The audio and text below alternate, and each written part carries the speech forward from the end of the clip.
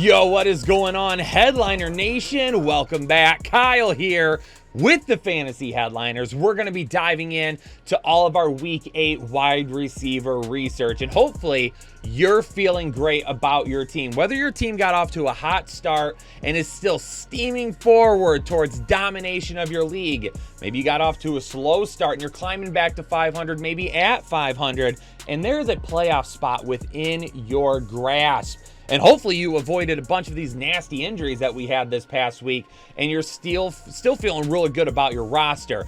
This episode right here and all of our research is going to help you find the perfect fit for domination this week. And you know what? Speaking of the perfect fit, I mean, there are so many things in life now to help you find the perfect fit for you, right? They make dating apps now, so many of them, to help you find the perfect fit as your significant other. YouTube recommends videos all the time to help you find your perfect fit. I mean, you probably saw this dude's face pop up at one point in time. And we help you find the best fantasy fit for your team. But hey, True Classics, they're the real MVPs here, and they help you find the true perfect fit for some of the most comfortable t-shirts that you will ever wear. Listen, when I'm in the studio recording, I like to feel comfortable. I don't like super tight clothes, unless they're pants and they're showing off my insanely defined calves. But I like to feel loose. I like to feel comfortable while I'm out here putting together content for you all. And True Classic Tees, oh my God, they are doing a great job of helping me find the perfect t-shirt. If you want to get yourself some amazing, comfortable t-shirts that fit perfectly as well, head over to trueclassic.com, and when you check out, use code word headliners. You're going to get 25% off of your entire order. And if you spend more than $100, which by the time you try everything, I guarantee you will, you're going to get free shipping. So head over to trueclassic.com, code word headliners at checkout, 25% off, and you will not regret it. But we got to talk about some wide receivers now, and we're going to jump right in to the Thursday night action this week here in Week 8, and that's going to be Baltimore at Tampa Bay. Listen, couple of struggling offenses going at it this week. For Baltimore, Bateman and the Duve are both going to be sits for me because right now they're not seeing any volume. They're so just big play, touchdown dependent. It's really hard to trust either one of them. Yet, Tampa Bay didn't look great last week, and I get that, but I don't know if I can really trust it being also a Thursday night matchup. And especially a matchup that doesn't directly favor them. And I just did a film review on Baltimore, and really it's about play calling. They're not having the play calling just isn't its best right now, and I don't love that. On the Tampa Bay side, I mean, Gage hurt his hammy. I don't know if he's going to be able to go this week, so we'll keep an eye on that. Will it be Julio Jones? Who's going to be coming in? Maybe it's neither of them at this point. But Baltimore allows the 6th most fantasy points to wide receivers. I mean, Evans was a big drop. I mean, a huge drop away from a massive game this past week, which would have made the Tampa Bay numbers look a lot better than what they were against Carolina. So for me, I'm 100% taking a shot on Evans and Godwin still. Godwin is seeing plenty of volume, just not really a whole lot of scores, which is limiting his upside. But even with that, we're going to have him in our lineup. Denver and Jacksonville will be across the pond this week in London. And yes, Jerry Jeudy had a better week last week. He had 11 targets compared to Sutton's 9. Sutton didn't really do a whole lot with those targets. Jeudy had an actually very, very good day. But I'm still going to go back to Sutton this week because Jeudy for me is still a high risk. Now, I think he's got to lead the team in targets again, and if he does, that does put him at an advantage, and then we might see it. And honestly, given the quarterback situation, I wouldn't be surprised if Jeudy does, all right? But unfortunately, the numbers just haven't popped up enough for me to say I'm okay to start both of these guys. And the numbers outside of last week still favor Courtland Sutton. So if you got to start either of these guys this week, I think the safer option is probably going to be Jerry Jeudy. If you're trying to look for a little bit more upside, let's go with a guy that might stretch the field against this Jacksonville defense team a little bit better, and go with Courtland Sutton. For Jacksonville, though, I'm not going to start any of these guys this week. I think this is a bad play waiting to happen. Denver allows the fewest fantasy points per game to wide receivers. And even though Kirk has done well so far this season, it's about scoring a touchdown for him. He's almost got to score a touchdown to be fantasy viable for you. It just feels too risky, especially being in London this week. So for me, I'm going to go ahead and bail on the entire Jacksonville offense. Maybe except Travis Etienne and Evan Ingram. But those are for a different video. Carolina at Atlanta, and who know that we just needed to get rid of Robbie Anderson and Christian McCaffrey to make DJ more fantasy viable. Well, Atlanta allows the most fantasy points to wide receivers as well. So Carolina getting Atlanta this week sounds about right to me. Hopefully DJ Moore can have a back-to-back weeks of big games. Tons of targets available for him right now. Can we see him hit those numbers like last week, though? I think that's going to be a big step towards being fantasy viable, is not only hitting those target numbers, but doing something with them as well. So we need both things to keep up. So I'm going to start DJ Moore again this week. It's a great matchup. And we saw, they're going to give him the targets. So hopefully those big plays come for him. Now for the Atlanta Falcons, the matchup is there. Not a bad matchup for Atlanta going up against Carolina. But Atlanta doesn't even like to throw it. It's like they're allergic to it. Why? You were down massively last week to Cincinnati, and you threw it like 13 times. Come on now, Atlanta. We got to get the offense going a little bit. If you were going to bring Marcus Mariota in to be your quarterback, you got to trust him to do what quarterbacks do, and that's throw the football. They're just not throwing it enough right now. Kyle Pitts is a sit for me. Zaccheaus is a sit. Drake London is a sit. And quite honestly, this entire offense is a sit right now. Chicago at Dallas, and the Bears, they stepped it up last week. The offense looked a little bit better going up against New England. Justin Fields looked like a dynamic quarterback, throwing a touchdown, running for another one. But they're still not dynamic enough yet to be looking for these guys on a weekly basis. Would love to get Darnell Mooney going. It just hasn't happened. Maybe as the season goes on, we see this offense start to grow and grow and grow a little bit more. For the Dallas Cowboys, though, Chicago, they allow the fourth fewest fantasy points to wide receivers. This is going to be a little bit of a tougher matchup for them this week. But even with the tougher matchup, I've got to go with CeeDee Lamb. He's just seen way too many targets this season to be sitting on our bench, even in a tougher matchup. Now, I talked about it in the tight end video. I've got Dalton Schultz as a sit this week because the Bears defense as a whole is pretty darn good. It's not that I don't think these guys are going to get enough targets or they're going to throw it. Just the Bears do a really good job of not letting a bunch of big plays get behind them unless, you're Jacoby Myers getting a throw from the GOAT, Zappy, which everyone feels he is now. But, with that being said, everyone's going to get by every once in a while. But if that doesn't happen for anybody on the offensive side of the ball for Dallas, they're all probably going to underwhelm a little bit this week, even if they give you decent points. Miami at Detroit is going to bring my Manscaped must-watch matchup of the week. Don't forget, head over to manscaped.com.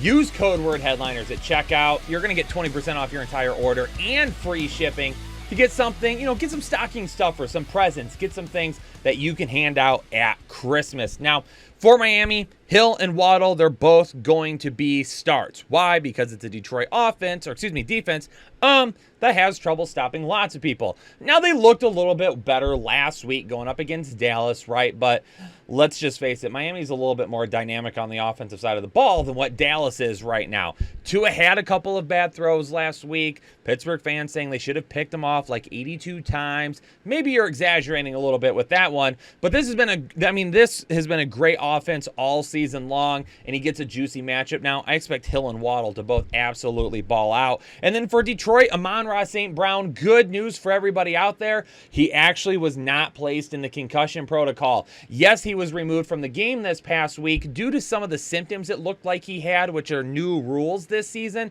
after the Tua incident, but because of that, he wasn't allowed to return to the game. However, when he was evaluated afterwards fully, he did not sustain a concussion. He is not in the concussion protocol, and he is trending towards playing this week. So we are getting him back in our lineups. Now, Outside of that, we don't really know what's going on at wide receiver. Josh Reynolds has been hurt. Khalif Raymond stepped up last week, which was great to see. Jamison Williams apparently is getting closer and closer. I think I said Williams. Jamison Williams is getting closer and closer to potentially being out on the field as well. Until Jamison Williams comes out, I don't know if I'm really relying on a wide receiver too that often. But in this instance, when you're facing a team that is top 6 in terms of fantasy points allowed to opposing wide receivers, I think we need to use him as kind of a high-risk, low-end start if you're looking for it. Arizona at Minnesota, and it was good to see DeAndre Hopkins back. And guess what? For those of you that watched the video last week and listened to what I said, we've got stats that we can put in here for DeAndre Hopkins now, which will show on the screen for those of you that just decide to flip through and look at everything, that he is a start this week, and you don't need to hear it come out of my mouth. But hey, in the chat down below, drop an F in the chat for everybody last week that only looked at the graphics and absolutely tattled on themselves in the comments because they had no idea that I actually had DeAndre Hopkins as a start. Balled out last week. Great game. The one thing I want to keep in mind with everybody, though, is moving forward, he might not be as big play reliable as what we had thought in the past. So the volume's going to be there. The touchdowns are going to be there. He might just be limited on some upside on a weekly basis just because he might not have as big as plays as he used to have. Still a great wide receiver. Still a great weapon. We're still going to start him. And then for the Minnesota side of the ball, Justin Jefferson's going to be a start this week, and so will Adam Thielen. It's a little bit of a tougher matchup for these guys, but I expect them to fully be throwing the football quite a bit. They're coming off the bye week. They should have a really good game plan, and it should put them in position to win.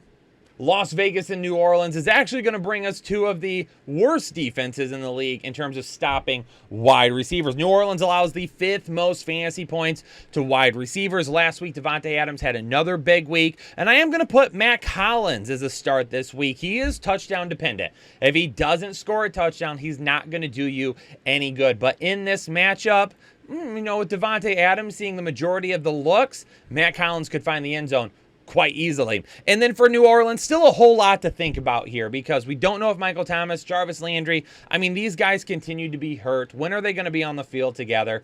Until they are, though, Chris Olave is going to have some huge performances. The dude right now in terms of production is top 24 in fantasy points per game. In volume, he's top 12 in targets per game among wide receivers. The dude is seeing tons of volume, and he's producing, and he might be the main guy out there again this week in a pretty good matchup.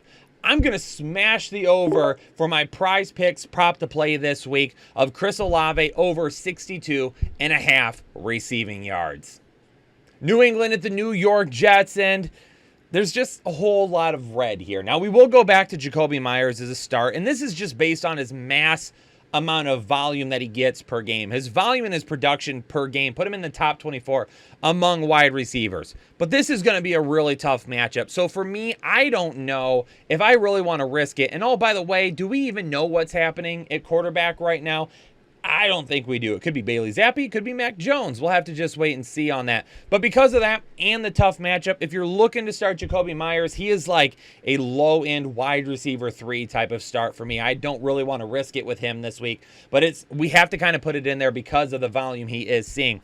And then on the New York Giants side of the ball, Davis is dealing with an MCL sprain right now. Who knows how long he will be out for. And Elijah Moore will probably get back to being active and being out there. But Zach Wilson is spraying the ball around, and they're still trying to run the football. Breece Hall being out, maybe that helps the passing game a little bit, but they did bring in James Robinson. For right now this week, with it being a tougher matchup, I'm just going to skip on all these guys, and if they go off on my bench, so be it. I'm going to look for some safer options elsewhere. Pittsburgh at Philadelphia, and I would like to start a Pittsburgh wide receiver. In fact, I'd like to start George Pickens. But I am going to have to sit them this week. Kenny Pickett right now, the guy he's locked into is Muth. Pat Freiermuth is the guy that he's locked into, is really his number one target. Those guys are like I said in the tight end video, like peanut butter and jelly. But the volume for everybody else isn't nearly enough. Now, if I had to start one, it would be George Pickens because he brings a good he brings a good kind of median in terms of upside and floor. If he scores a touchdown, he probably goes towards 12 or 15 points. If he doesn't, then you're looking at like 6 to 8 fantasy points, and that could really be tough to make it through that week if you were expecting more out of him. Now for the Philadelphia Eagles, Pittsburgh still allows the second most fantasy points per game to wide receivers, and the Eagles are coming off a bye. They've been planning for Pittsburgh for 2 weeks now. The Eagles are going to be seeing Pittsburgh, and Pittsburgh's going to see their wide receivers fly on past them. Tennessee and Houston, and really not a whole lot to see here. I mean, I think it speaks volume of Tennessee's offense when I only have one player listed on the wide receiver slide for them. There's nobody that you can trust there unless your name's Derrick Henry.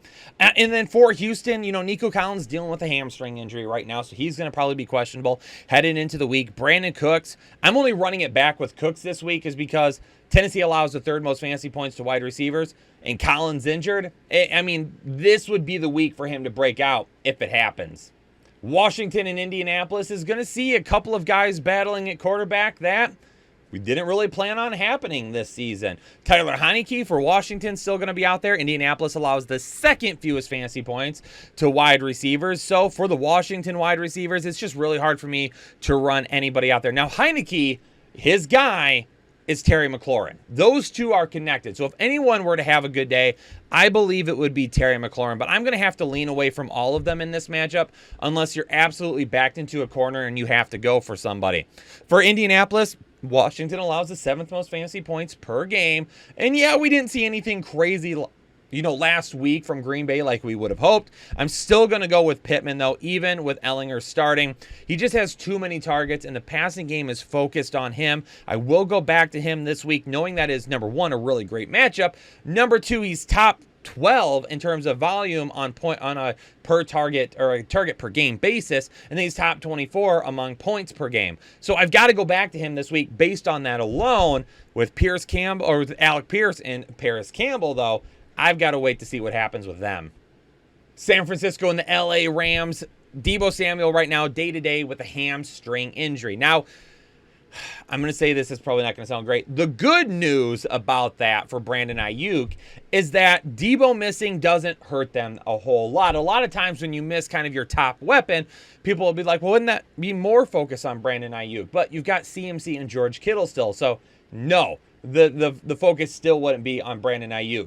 They're going to be looking at other guys there. So Brandon Ayuk, I definitely think, has a really great opportunity. Now, Deebo, if he plays, is probably going to be a start for me, depending on what we hear the rest of the week and whether or not what he's dealing with is something that really could prohibit him from having a good day. So make sure you check back on those rankings so we can go over all of it then.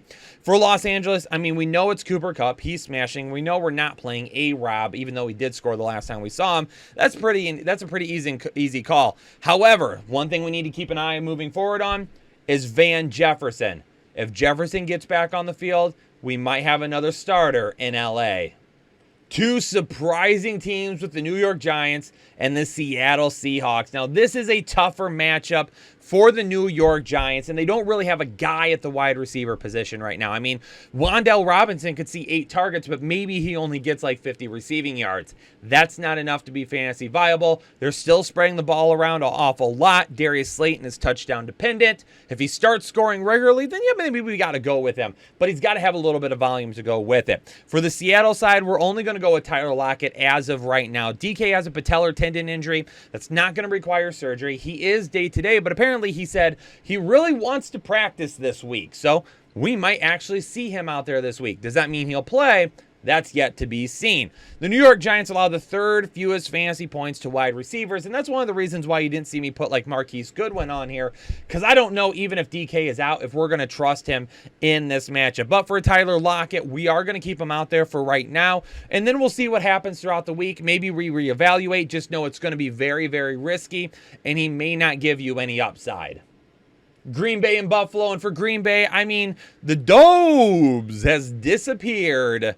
Like completely, like out of nowhere. Dobbs a couple weeks ago has just disappeared and hasn't really given you anything since then. But I am going to bank on Lazard to score again this week because it is the Buffalo Bills that are very tough on defense. However, they're probably going to put some points up on Green Bay. Yes, Green Bay's defense has been good, but the only real dominating, the team in the NFL right now that really is the one you look at and say they're dominating everyone, feels like Buffalo. They just feel like head and shoulders above everybody else right now. And it's because they have Diggs and Davis, the dynamic duo. We start both of them. We reap the rewards. And even in tougher matchups, yeah, Gabe Davis doesn't see a whole lot of volume, but when he gets it, he knows exactly what to do with it. I mean, he's exactly like some of us around here. He just does a whole lot with a whole lot less. Monday night's going to be Cincinnati and Cleveland. And for Cincinnati, we got to start everybody right now. I mean, like I said in the tight end video, Chase is on fire right now, playing well. Higgins is still getting volume. Boyd is the number 3 option right now. I mean, this entire team is picking up steam, and it just feels different. It feels like the offense is finally flowing, and I think they're going to show out on Monday Night Football. So all 3 of these guys are going to be starts for me. And then Amari Cooper is going to be the only start for Cleveland. Cincinnati does allow the 5th fewest fantasy points per game to opposing wide receivers. And I wanted to start Donovan Peoples-Jones this week, especially with no David Njoku, but I'm going to wait for a little bit of a better matchup, knowing that even the ceiling for Amari Cooper is going to be pretty low this week. But even the amount of volume that he gets, he still has a top 24 floor. But ladies and gentlemen, that's going to do it. All of my wide receiver analysis for the Week 8 matchups. Hopefully y'all are feeling good, again, about your teams and you're looking forward to these matchups. Leave me some comments down below if you've got questions. Hit the like button for me. Would greatly appreciate it. Subscribe if you're new here to the channel, and make sure that you show some support to all of our sponsors out there as well by hitting up Manscaped and True Classic, and then placing some bets over on Prize Picks. I'm going to get out of here. All of you stay safe and healthy. Have a great rest of your day, and I'll catch you on the next episode of the Fantasy Headliners.